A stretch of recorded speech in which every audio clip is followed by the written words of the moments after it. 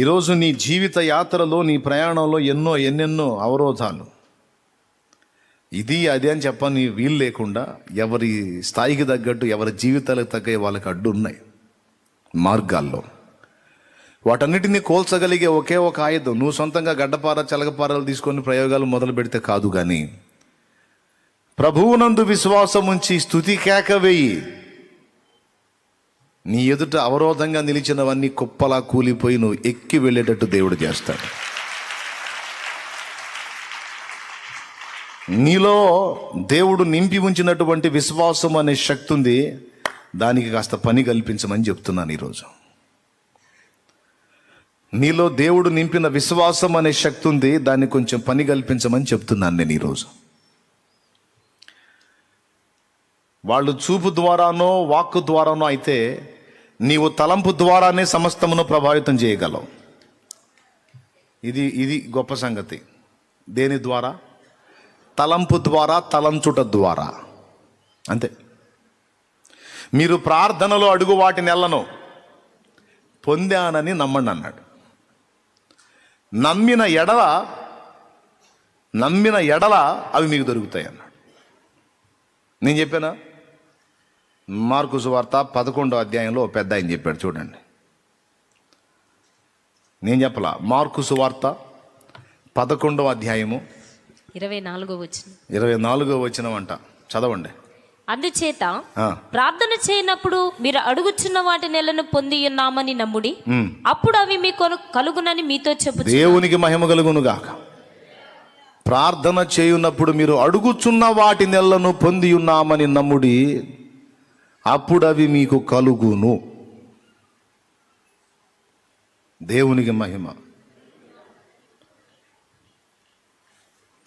అక్కడ కూర్చొని తడోకోసారి కేకలేస్తుంది ఆమె ఘోరమైన సాక్ష్యం ఆమెది. ఇక్కడ వర్ణించి చెప్పడానికి వల్లపడదు, కానీ ఆమె సైతం చెప్పుకోలేనంత ఘోరమైన సమస్య ఆమెది. ఏదో కేకలేసి పిచ్చిదానిలా కనపడుతుంది, కానీ మంచి ముదురామా, అంటే తెలివి గలది, తెలివి తక్కువది ఏం కాదు. ఆమె జీవితంలో దేవుడు చేసిన కార్యం స్పష్టంగా నా కళ్ళారా చూశాను నేను. ఘోరమైన స్థితిలో కనపడింది. నేను పోయినప్పుడు బెడ్ మీద, నాకు శారీరకంగా మనిషి రీత్యా చూస్తే ఒక 4-5 రోజుల కంటే ఎక్కువ బతకని మనిషి ఆమె దారుణమైన పరిస్థితి నేను వర్ణించి చెప్పలేను. పర్సనల్, భయంకరమైనది. ట్యూబులు పెట్టేసి ఉన్నాయి ఆమె బాడీ అంతా, పైపులు పెట్టేసి ఉన్నాయి. ఘోరం. 2 చేతులు ఆమె మీద పెట్టి విశ్వాసంతో ఇదే ప్రార్థన చేసి ఆమెకు అదే చెప్పా. ఈ పైపులతో ఈ ఘోరమైన స్థితిలో ఇలా ఉన్నావు, దేవుడు నీలో విశ్వాసం అనే శక్తిని నింపున్నాడు. ఆ విశ్వాసాన్ని బట్టి నీవు నీ విశ్వాసపు తలంపులతో చూడు. ఇవన్నీ నీకు లేవు. వీటన్నిటి నుంచి దేవుడు నిన్ను విడిపించాడు. నువ్వు నార్మల్గా ఏ పైపులు లేకుండా పూర్తి ఫ్రీగా నువ్వు తిరుగుతున్నావు. దేవుడు నిన్ను స్వస్థపరిచాడని ఇదే నమ్ము. నువ్వు అది నమ్మినట్లయితే నేను ప్రార్థన చేస్తానని అదే విశ్వాసం ఆమె కలిగి ఉంది. ఆ విశ్వాసాన్ని బట్టి నేను కూడా ప్రార్థన చేశాను. ఎక్కువ టైం తీసుకోవాలా, అనతి కాలంలోనే అప్పుడే దేవుని కార్యం ప్రారంభమైంది. ఒక 4-5, 6-7 రోజుల కల్లా అన్నీ తీయబడి, అప్పటి నుంచి ఇప్పటిదాకా నాకు తెలిసి ఇది నేను ప్రార్థన చేసి కూడా ఒక 7-8 సంవత్సరాలు అయింది. కానీ ప్రభువుని గట్టిగా నమ్మింది, దైవజనుడిగా నేను చెప్పిన మాటని పూర్తిగా విశ్వసించి ఒకటే సూత్రం చెప్పింది. నీ తలంపులలో, మాంత్రికుడు దృష్టి ద్వారా, వాక్కు ద్వారా, మనకు దృష్టి వాక్కు కూడా కాదు, తలంపులలో విశ్వాసాన్ని ప్రయోగించు. తలంపులలో విశ్వాసాన్ని ప్రయోగించు.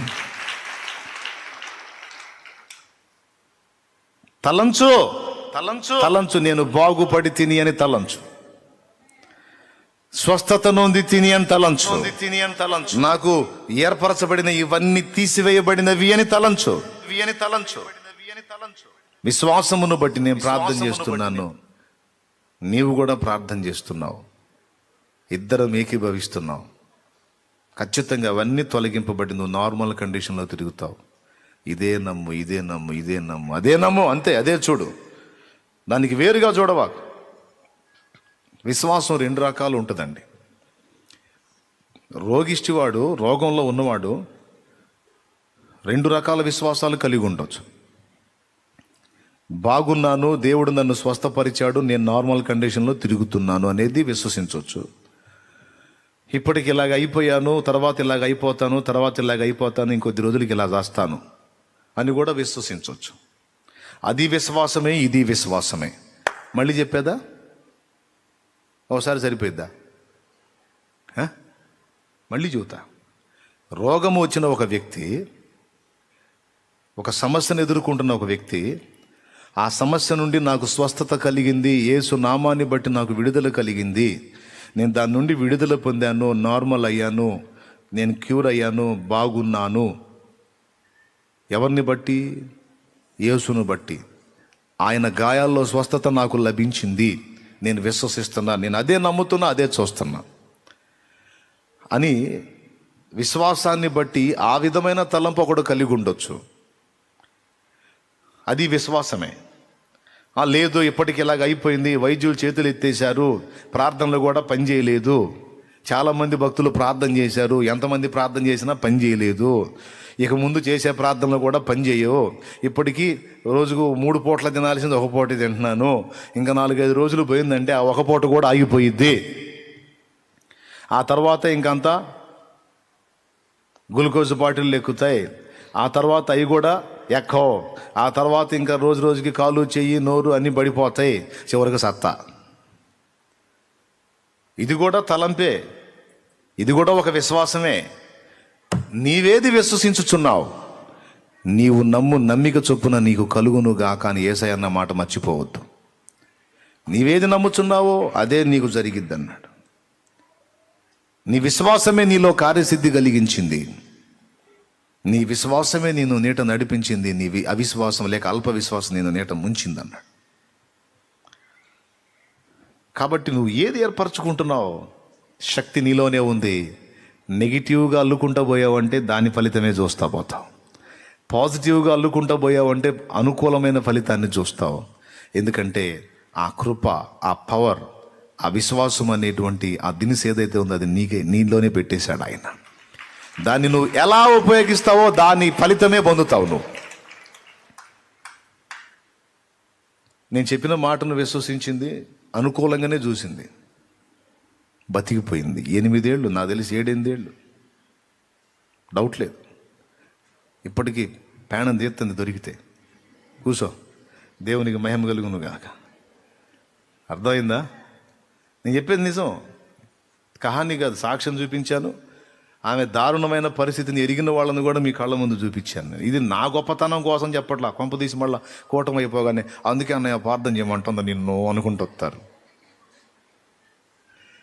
ఏం లేదండి, నువ్వు చేయి ఉంచితే చాలు అన్నయ్య అని నేను చెబుతాను. నా చేతిలో శక్తి ఉందని కాదు, ఒక వ్యక్తిలో ఉన్న విశ్వాసాన్ని నెగిటివ్ వైపు నుంచి పాజిటివ్ వైపు తిప్పా. నేను తిప్పటానికి ప్రయత్నం చేస్తే తిరగటానికి అవతల వ్యక్తి సహకరించింది, వెంటనే కార్యం జరిగింది. యేసయ్య కూడా అదే, నేను ఇది చేయగలదని నీవు నమ్ముచున్నావా? ప్రభువా నమ్ముచున్నాను, నా నమ్మిక తప్పిపోకుండాన్నట్లు కార్యం చేయంటే, నమ్ముట నీ చేతనైతే నమ్మేవాడికి సమస్తము సాధ్యమే అన్నాడు.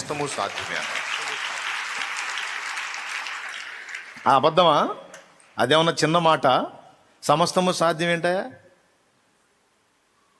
అంటే 1 కోటి రూపాయలు అప్పులు కూడా తీరిపోతాయా? 1 కోటి రూపాయలు అప్పు దేవుడికి ఏం పెద్దదా అయింది? 10 కోట్లు కూడా తీరిద్దా? 100 కోట్లు మాత్రం దేవుడికి ఏమన్నా పెద్దదా? చెప్పవా? అబ్బాయి 10 కోట్లు అంటే పెద్ద మొత్తమయ్యా, అది మన వల్ల అయ్యే పని కాదు. ఏదన్నా 100, 50, 1000, 10,000 అంటే ఏదో మనం చేస్తాం అంటాడా? అది నేనంటా మనిషిగా, అనే 10 కోట్లు అప్పు ఉందనే, మరి ఏదన్నా ఏంద్రా బాబు 10 కోట్లు అనేది, ఇంతవరకు అది ఎట్టుంటుందో కూడా నేను చూడలేదు. ఏదో 100, 50, 1000 ఏదో నాకున్న స్తోమతకు 2,000 ఏదో అన్న ఇంట్లో కష్టంగా ఉందంటే ఇదో నేను నాకున్న శక్తిలో చేయగలుగుతాను. వామ్మో 10 కోట్లే, అవి మొత్తం కొప్పే చెట్టు ఉంటుంది కూడా చూడలేదు నేను ఇంతవరకు అని నేనంటా. దేవుడు అంటాడా? నువ్వు దేవుని దగ్గరికి, దేవా పెద్ద మొత్తం దేవా 10 కోట్లు దేవా అంటే, అమ్మో అంత పెద్ద మొత్తం అయితే నేనేం చేయలేనమ్మా అంటాడు దేవుడు. ఎర్రి మొహమా, 10 కోట్లు ఏంది, 100 కోట్లు ఏంది, 1000 కోట్లు ఏంది, ఎన్నైనా నా ముందు ఏది నిలవదు. నమ్ముట నీ చేతనైతే నమ్మువానికి సమస్తము. పెద్దగా చెప్పు. రైట్. సైతాను గారు చేసే కుట్ర ఏమి లేదండి. మనలో ఉన్న విశ్వాసం అనే శక్తిని నెగిటివ్గా తిప్పుతాడు వాడు. అది వాడి సక్సెస్ వెనక కారణం. అర్థమైందా? మనలో ఒక శక్తిని దేవుడు నిస్త్రాణంగా ఉంచాడు. లోపల ఉంది మనలో. ఆ శక్తిని నువ్వు ఎటు తిప్పుతావో అటు ఆ ఫలితం వస్తుంటుంది నీకు. నీలో ఉన్న విశ్వాసాన్ని నువ్వు ఏ విధంగా ప్రయోగిస్తావో దాని ఫలితాన్ని పొందుతావు. ఇదొక్కటి నీకు అర్థమైతే చాలా సంతోషం. ఒక తల్లి వచ్చింది, పెళ్ళై 17 సంవత్సరాలు అయింది బాబు, కానీ ఇంతవరకు నాకు సంతానం కలగలేదు. చాలామంది చేత మాటలు పడ్డాను, రకరకాల అవమానాలు పడ్డాను అని ఇదే శుక్రవారం రోజు ఉపవాసంతో వచ్చి కూర్చుంది. పాకలో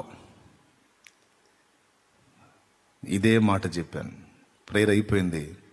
కూటమి ముగింపులో ఇలా గర్భఫలం లేక ఇబ్బంది పడుతున్న స్థితిలో ఉన్న వారి కోసం చెప్తా కదా, అలా చెప్పినప్పుడు ఆమెకు కూడా చెప్పాను. నేను గొడ్రాలిని, నాకు గర్భంలో దోషాలు ఉన్నాయి, గర్భసంచి సమస్యలు ఉన్నాయి, లేకపోతే పురుషునికి సమస్యలు ఉన్నాయి, ఇవన్నీ తీసి దెబ్బలో కొట్టు. ఈ వ్యతిరేకంగా నువ్వు ఏర్పరచుకున్న ఆలోచనలు, నీటి బుడగలు ఉన్నాయి, ఆ బుడగలు ఉన్నాయి, ఈ బుడగలు, ఇవన్నీ మనుషుల మాటల్ని బట్టి, వాళ్ళ మాటలను విశ్వసించి నువ్వు ఏర్పరచుకున్న అభిప్రాయాలు, వాటన్నిటిని పక్కన పెట్టు. నీటి బుడగలు, గుండు బండల్ని పగలగొట్టి సముద్రాలని పాయలు చేసిన దేవుడికి నీ గర్భంలో ఉన్నటువంటి నీటి బుడగను తీసేయటం ఏమన్నా కష్టమా? నువ్వు దేవుడు నీ మీద పనిచేస్తాడని నమ్మో. దేవుడు నీ మీద తన చేయి ఉంచి దేవుడు నీలో తన కార్యము జరిగిస్తాడని నమ్ము. నేనేదో మంత్రం ప్రయోగించి ఒక మాట అట్లాగంటే ఏదో డిష్ అయ్యేది కాదు. నీ విశ్వాసమును బట్టి దేవుని ప్రభావం నీ మీదికి వచ్చి నీలో ఆయన కార్యము జరిగిస్తాడు. కన్ఫర్మ్. నమ్మది. నీ గర్భదోషాలు తొలగించబడ్డాయి. నీ చేతులు ఇలా ఉంచు విశ్వాసంతో. ఆ చేతిలో పొత్తిళ్లలో ఉన్న పసికందును చూడు. నీ తలంపుల్లో విశ్వాసంతో పొత్తిళ్లలో ఉన్న పసికందు నీ చేతిలో ఉన్నాడు, విశ్వసించి చూడు. రూఢిగా అది నిశ్చయమని నీవు నమ్మగలిగిన ఎడల, నీ తలంపులలో నీలో ఉన్న విశ్వాసపు శక్తిని నిజంగా ఆ దిశగా నువ్వు తిప్పగలిగిన ఎడల అనతి కాలంలోనే నీ చేతిలో బిడ్డ రాగలడు. ఇది నమ్మితే స్వతంత్రించుకుంటా ఉంది. 17 సంవత్సరాల తర్వాత, వివాహమై 17 ఏళ్ల తర్వాత ఒక బిడ్డ కాదు, 2 పిల్లల్ని ఆమె పొందింది. 2 బిడ్డల్ని. ఎట్లా? డాక్టర్లు చెప్పారు పుట్టరు అని. నువ్వు ఎన్ని తిప్పలు పడ్డా లేదు, పుట్టరు అని. విశ్వాసం. ఆ ప్రయోగం అయిపోయింది, ఈ మందులు ఆడాను, ఆ ప్రయోగం అయింది, ఈ ప్రయోగం అయింది, అన్నీ అయిపోయింది, ఇంకెక్కడలే, ఇంకేముందలే, ఇంకా కష్టమేలని నీలో ఉన్న విశ్వాసాన్ని వ్యతిరేకంగా, నెగిటివ్గా ఏర్పరచుకుంటున్నావు. ఒకవేళ దేవుని శక్తి పనిచేద్దామని మీదికి వచ్చినా నువ్వు విశ్వసించట్లేదుగా. నువ్వు ఏది నమ్ముతున్నావో ఆ దిశగానే పని జరిగిద్ది, కానీ నువ్వు విశ్వసించు దానికి వ్యతిరేకంగా ఏది జరగదు. దేవుడు ఇది చేయగలడని నీవు నమ్మిన ఎడల ఈ కార్యం పొందగలుగుతావు. ఇది చేయలేడు, అదే జరుగుతుందని నమ్మిన ఎడల దేవుని శక్తి ఉండి కూడా నీ విషయంలో నిష్ఫలమవుతుంది. పేతురు లైఫ్ ఒక ఉదంతం. ఇక్కడ నీళ్ల మీద నన్ను ప్రభువు నడిపించగలడని నమ్మినంత వరకు దేవుని శక్తి ఆయన మీద పనిచేసింది. నీళ్ల మీద కొన్ని వేలో లక్షలో క్యూసెక్కుల నీరు తన కాళ్ళ కింద ఉంది, కానీ దాన్ని ప్రభావం కోల్పోయింది. పేతురు నది ముంచలేకపోయింది. కారణం దేవుని పట్ల అతనుకున్న విశ్వాసం. దేవుని శక్తి అతని విశ్వాసాన్ని బట్టి కరెక్ట్గా దేవుని శక్తి ఆ పేతురు మీద పనిచేసింది. పనిచేసి ఒక మానవుడై ఉండి, ప్రకృతి సంబంధి అయిన మనుషుడై ఉండి ప్రకృతికి విరుద్ధమైన క్రియ చేస్తున్నాడు ఆడ. కానీ ఎప్పుడైతే దేవుని యందలి విశ్వాసాన్ని పక్కన పెట్టి ప్రతికూలత వైపు దృష్టి పెట్టాడు, ఆటోమేటిక్గా మునిగిపోవటం మొదలుపెట్టాడు. మునిగిపోవటం మొదలుపెట్టి ఒక తెలివైన పని చేశాడు. అక్కడ మళ్ళీ నమ్మాడు, మళ్ళీ విశ్వసించాడు. ఏమని తెలుసా? నేను ఇప్పుడు మునిగిపోతున్నాను, అయినా నా ప్రభువుని కేక వేస్తే నేను నిలవగలుగుతాను. ప్రభువా ప్రభువా నన్ను రక్షించు. ఆగిపోయాడు అక్కడ. ఎప్పుడైతే ప్రభువా నన్ను రక్షించు అన్నాడో అక్కడ ఆగిపోయాడు. లేకపోతే ఎంతసేపు అయింది మునిగిపోవటం? చిన్నగా మునుగుతారు నీళ్ళల్లో, ఏమండి? మెల్లిగా అని మునుగుతారు నీళ్ళల్లో. ఎప్పుడైతే కాళ్ళ కింద నీళ్లు మీదకి రావటం మొదలుపెట్టినాయో వెర్రి కేక వేశాడు, ప్రభువా నన్ను రక్షించండి. ఎందుకు వేశాడు తెలుసా? ఆ కేక వేస్తే అవి ఆగుతాయని. ఆ కేక వేశాడు, అవి ఆగిపోయినాయి. అంటే అతని మీద దాడి చేయటం ఆపేసినాయి, మళ్ళా లోబట్టం మొదలుపెట్టినాయి. అప్పుడు ప్రభు చేయి అందించి, అల్ప విశ్వాసి ఎందుకు సందేహపడ్డావు? అంటే నీలో దేవుని శక్తి విషయంలో సందేహం రానంత వరకు ఆ శక్తి నీ మీద నిలిచి ఉంటుంది. దేవుని శక్తి విషయంలో నీకు విశ్వాసం కరెక్ట్గా ఉన్నంత వరకు ఆ ప్రభావం, ఆ పవర్ నీ మీద పనిచేస్తుంది. ఎప్పుడైతే డౌట్ వచ్చిందో ఎంత గొప్ప ప్రభావం కూడా నీ మీద పనిచేయటం మానేస్తుంది. అందుకే చెప్పాడు, సమస్తము సాధ్యమే అనే మాటకు ముందు నమ్ముట నీ చేత అయితే అన్నాడు. ఇక్కడ మనం సాధన చేయాల్సింది నమ్మటం. చెప్పబోయా ఏం సాధన చేయాలా? నమ్మటం, అంతే. దేవునికి మహిమ. ఈ మందిరంలో ఇక్కడ కూర్చున్నాం, అటు పక్క అన్ని పిచ్చి మొక్కలు, అడుగుతుమ్మ కంప ఆ పక్క. ఆ రోజు దాని వైపు మీకు చూపించి, దానికి వెళ్ళి చూపించి, మీకేం కనపడుతుంది? ఎవరు అన్నారు? అడుగుతుమ్మ చెట్లు అన్నారు.